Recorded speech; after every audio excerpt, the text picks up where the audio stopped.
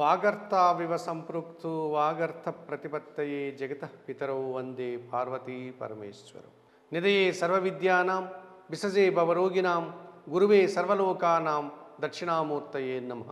సుప్రభాతం channel ప్రేక్షకులందరికీ నమస్కారం. మాసఫలం కార్యక్రమానికి స్వాగతం. 2024 ఫిబ్రవరి మాసంలో ద్వాదశ రాశుల వారికి మాస ఫలితాలు. 2024 ఫిబ్రవరి మాసానికి గాను మిథున రాశి వారి యొక్క మాస ఫలితాలు.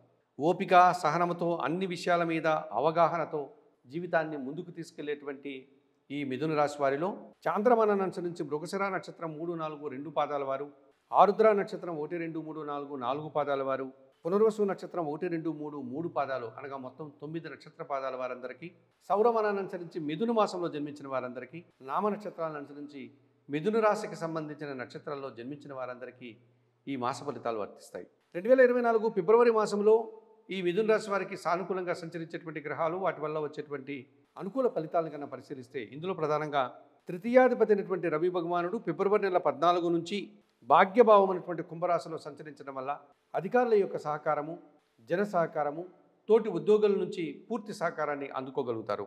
అలాగే తండ్రి గారి ఆరోగ్యం కుదుటపడడం, తండ్రి గారి నుంచి వీరికి ఏదైనా ఆర్థికపరమైనటువంటి లాభాన్ని పొందేటువంటి సూచన కనిపిస్తుంది. వృత్తి ఉద్యోగ వ్యాపారాల్లో అధికారుల యొక్క సహచర్యంతో అభివృద్ధిని సాధించుకోగలుగుతారు. మిథున రాశ్యాధిపతి చతుర్థాధిపతి అయినటువంటి ఈ బుధుడు ఈ నెల 20 వరకు అష్టమ భావమైనటువంటి మకర రాశిలో సంచరించడం వల్ల బ్యాంకు లావాదేవీలు అనుకూలంగా ఉంటాయి. ఆర్థికపరమైనటువంటి విషయాల్లో బలాన్ని పుంజుకోగలుగుతారు. కుటుంబంలో వీరికి అవసరమైనటువంటి కుటుంబ వస్తువులకు వీరు సమకూర్చుకోగలుగుతారు. ఈ రకంగా కుటుంబ సౌఖ్యాన్ని, సంతోషాన్ని పొందేటువంటి పరిస్థితి కనిపిస్తుంది. సప్తమ దశమాధిపతి అయినటువంటి గురువు లాభభావంలో అనగా మేషరాశిలో సంచరిస్తున్నాడు.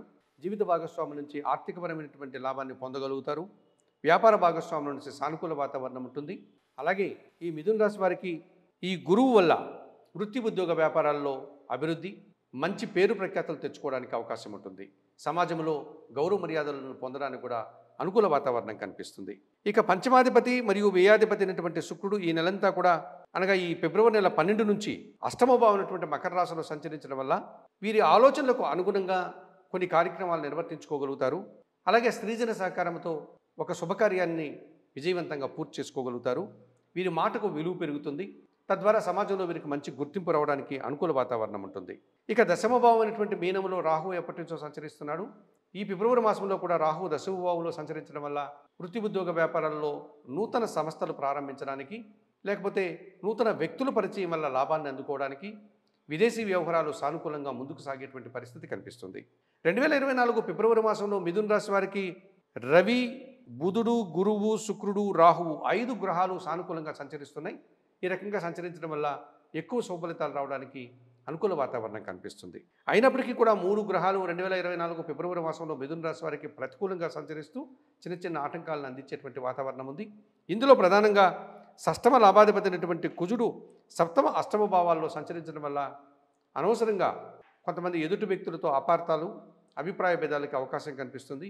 ప్రయాణాల్లో కొన్ని ఇబ్బందులను ఎదుర్కోవాల్సిన వాతావరణం కనిపిస్తుంది.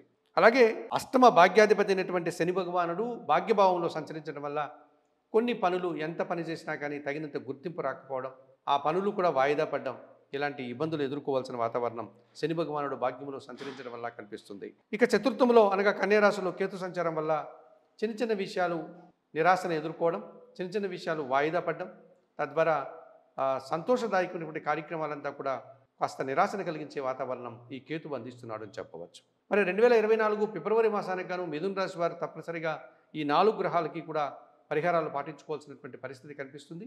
ఇందులో ప్రధానంగా చతుర్థ కేతువు ఇచ్చేటువంటి ప్రతికూలత నుంచి బయటపడడానికి నిత్యం గణపతి ఆరాధన చేయండి. అలాగే గణపతి స్వామికి గరిక పూలమాలను సమర్పించండి. గరికమాలను సమర్పించి స్వామివారికి గణేశాష్టకం చదువుకోండి. ఇక భాగ్యశని దోషం నుంచి బయటపడడానికి ఆంజనేయ స్వామి ఆలయానికి వెళ్ళి స్వామివారికి శనివారం రోజు, మంగళవారం రోజు తమలపాకుల పూజలను నిర్వర్తించుకోండి. అలాగే సుందరకాండ పారాయణం చేయడం వల్ల కూడా ఈ శని దోషం నుంచి బయటపడడానికి అవకాశం ఉంటుంది.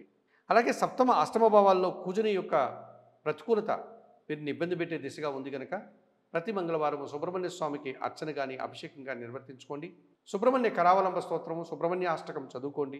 1 కేజీ కందిపప్పు పేదవారికి మంగళవారం రోజు దానం చేయండి. 2024 ఫిబ్రవరి మాసానికి గాను ఈ మిథున రాశి వారు, ముఖ్యంగా సుప్రభాతం ఛానల్ ప్రేక్షకులు ఈ మిథున రాశి వారు చెప్పిన విషయాలన్నీ స్వీకరిస్తూ పరిహారాలు పాటిస్తూ ఆయురారోగ్యాలతో ఆర్థికాభివృద్ధిని పొందాలని మనస్ఫూర్తిగా కోరుకుంటూ సర్వే జనా సుఖినో భవంతు. నమస్కారం.